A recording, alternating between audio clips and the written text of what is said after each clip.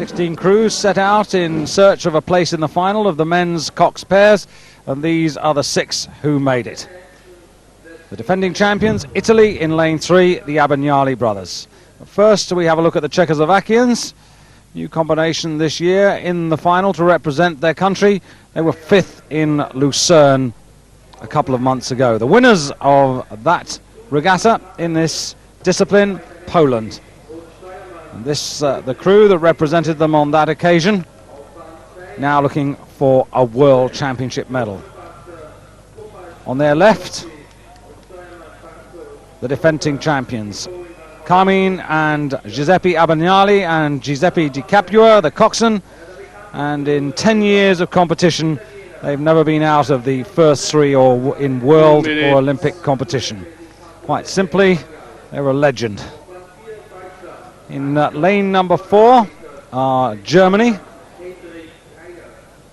Frank Clavon in the bow, Torolf Peters the stroke. Then in lane 5, bronze medalist a year ago, Yugoslavia in 1990. Milan Jansa was in the bow then, but he's been joined now by Vladimir Banjanak in the stroke seat. And away they go, Romania completing the lineup in lane number 6. Romania in the far side there. They rode in the pairs, Coxless pairs event yesterday. Here they are going again, and they're last away. But it's the Italians that we're going to watch. The Italians going for their 9th title. They've won this event 8 times out of 10. They're now going for their 9th gold medal. Very interesting to see what the tactics are. The Italians didn't win in Lucerne this year. They were second to the Poles as we get a close-up view of this talented Romanian pair. Yes, the Romanians moved up very quickly after a sluggish start. I think this is the event that they're really concentrating on. They didn't do too well in the Coxless pairs event yesterday, but it's the Yugoslavs who are out in front. Yugoslavs very good in pairs, do a lot of training in pairs, and it pays off well. They won a medal in the Coxless pair yesterday. Let's see what their men can do today in the Coxed event. Well, they're up against the Abbagnales, who are almost on terms with them now, just beginning to get ahead, and in fact they have now. The Abbagnales have got a very clear job in their mind here, and that's to get out and dominate this and stop any nonsense happening at all. It's their usual tactic, the Italians. They love to get out in front. They tend to take that first 500 meters very, very high, which is rather contrary to what most people do. They want to try and control that first 500 once they get away from the start. But the Italians like a length of clear water if they can make it. But everybody knows that those are their tactics, so they usually go out prepared for it, and bit by bit they're beginning to match it. But the Italians have done it again. In the first quarter, they're leading. Time of 1:48.39, and that's just a narrow advantage. In fact, exactly a second over the Yugoslavians in second place, with at the moment Poland in third place ahead of Czechoslovakia. Early days yet, but Czechoslovakia here, well, they're going to have to fight if they want to get a medal in this championship. They've certainly got to find something on their eastern rivals, Poland, and a lot more if they want to really threaten the Italians. Well, the Czechs are well up. They're in a very good position there. If they can keep an eye on the Poles who won in Lucerne, that'll be very useful for them. But it's the Italians who've got half a length. Going through the 750 meter mark. They're so powerful, so well together. The two men, they come from Naples. They train on their own. They don't go to altitude. They go their own way, and they dominate their event and have done for 10 years. But look how fast their legs are on the catch, how accurate they are with the blades at the catch. That's Poland. Good power there from Poland. In the bow there, Piotr Basta.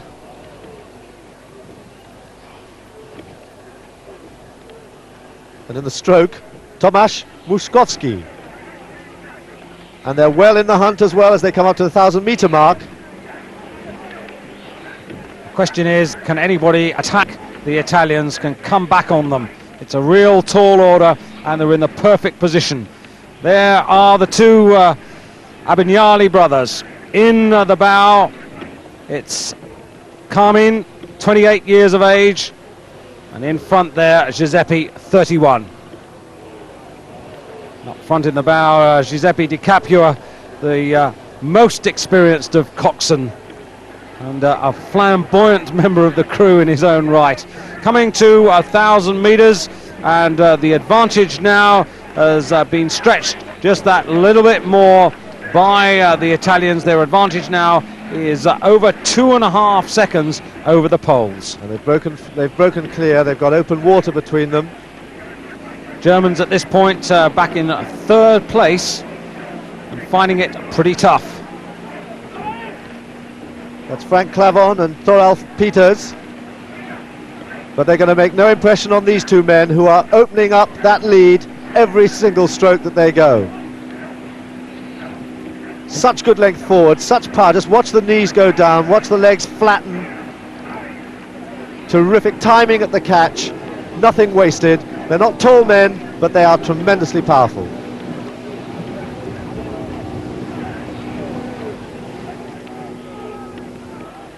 Really good shot there to show the running of the boat. And Giuseppe's really got his eye on absolutely everything there. Poland breaking free from the pack now. They've just snatched a half a length lead from the chasing group. Good shot there of Di Capua sitting in the coxswain seat, lying down full length. He can see the front, but he can't see the men behind him. He doesn't know how far up they are. He's just going to yell at them, trying to take a look, but it's very hard to see from where he is. The Poles a length and a half down, but getting clear now of the chasing group. Czechoslovakia just out of our picture, just nosing into the picture now. Yugoslavia on the far side, Romania on lane 6. But it's Poland in 2nd place as they come into the last 500 metres. In fact, the Czechs were the fastest through that 3rd quarter at 1:55.09 compared to the Abbagnales in 1:55.93. So the Czechoslovakians really trying to put the spurt on now to put themselves in a medal position. So it's Italy in 1st place, Poland a 2nd, Czechoslovakia a 3rd, and then come Romania, Germany and Yugoslavia. Not too much between the Germans and the Yugoslavians at the moment. Remember, the Yugoslavians who started so fast, well, they got burned off before we reached the end of the 1st quarter. And the Italians now, look at the power that's going through the stroke there. Indeed, but Poland are closing. Poland, the fastest crew in Lucerne 2 months ago, are closing. The Czechs are pushing on them as well. There's a real race there for the silver, and that's pushing the Poles up onto the Italians. The Poles are getting an overlap there now. The Italians, have they got it? They had to go out very fast. They had to go out very fast. They were hard in the middle. Have they got it now? Old legs? Are they lively legs? They've got about 30 strokes to go to the finish, with the Poles pushing hard and the Czechs up behind them in 3rd. But apart from their own ability, these Italians, they've got hearts of lions, these two men. They just don't give in. To never be out of the first 3 in 10 years is quite extraordinary, and they're on their way to a 10th medal. 2 Olympic golds, 6 World Championship golds, and this is World Championship gold coming number 7. It's true the Poles are really trying to throw something down to close them down now in the last few metres of the race, but the Abbagnales have got this, I'm sure. The Czechs really trying to fly as well. Romania can't do any more on the far side in lane 6. And it's gold at number 9 for the Abbagnales. The Poles take the silver. Czechoslovakia take the bronze despite a late rally from the Romanians. Germany in 5th. Yugoslavia will finish in 6th place. And I can tell you, there he is. He's out the boat already. Di Capua, classic for him. As soon as he crosses the line, he's up like a little bullet, leading the celebration of the Italian fans. How used they are to that position. Extraordinary performance from them. Will we see them again on the podium next year at the Olympics? Well, I tell you what, you expect it in track and field. You see a lot of arm waving and exhibitionism on the athletics track. It's rare in rowing, but he does give value, does Di Capua, to the whole sport. So another terrific performance there, and a well-deserved gold medal. And I just wonder whether they might toss him in the water, perhaps. He's swum nearly every year for the last 10, so I would expect him to go in again.